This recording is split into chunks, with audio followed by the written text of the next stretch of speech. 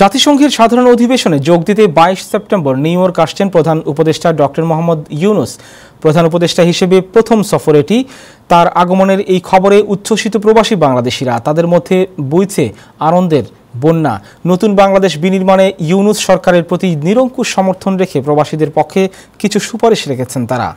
বিস্তারিত জানাচ্ছেন এইচ.কে. সোহাগ। গেল ৫ আগস্ট বৈষম্য বিরোধী আন্দোলনে সরকারের পতনের পর প্রধান উপদেষ্টা হিসেবে দায়িত্ব নেন Nobel laureate professor doctor Mohammad Yunus. এরই মধ্যে ইউনূস সরকারের প্রতি সারা বিশ্ব স্বাগত জানিয়ে একসাথে কাজ করার অঙ্গীকার করেছে।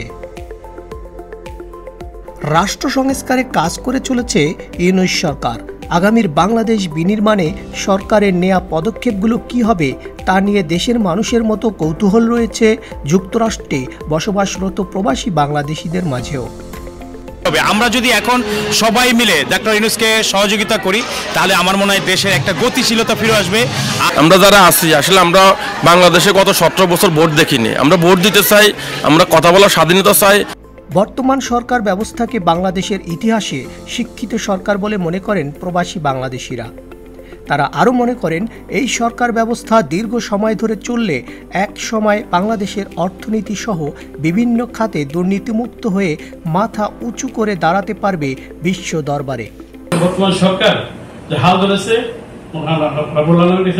তারা যেন সঠিকভাবে দেশকে পরিচালিত করতে পারে এবং পরবর্তী সুষ্ঠু নির্বাচনের মাধ্যমে এটি গণতান্ত্রিক সরকারের হাতে ক্ষমতা হস্তান্তর করবে। আমাদের মাননীয় উপদেষ্টার সাথে সরাসরি যোগাযোগ আছে, আমি জানি দুই একজনকে। আমি তাদেরকে আন্তরিকভাবে ধন্যবাদ জানাই যে আপনারা ওনার সাথে যোগাযোগ রক্ষা করেন এবং আপনাদের পেয়ে আমি অত্যন্ত ধন্য। আর আপনাদের যাদের যোগাযোগ আছে আপনারা বলবেন আমাদের কথা, যে বাংলাদেশ সোসাইটির কথা। বিশেষ করে আমাদের প্রবাসী বাংলাদেশিদের বিমানের নিউ ইয়র্ক ঢাকার বিমান রুটের সমস্যা, আইডি সমস্যা, ন্যাশনাল আইডি সমস্যা, এই ব্যাপারেও ওনার কাছ থেকে শোনার জন্য আমরা প্রত্যাশা করি।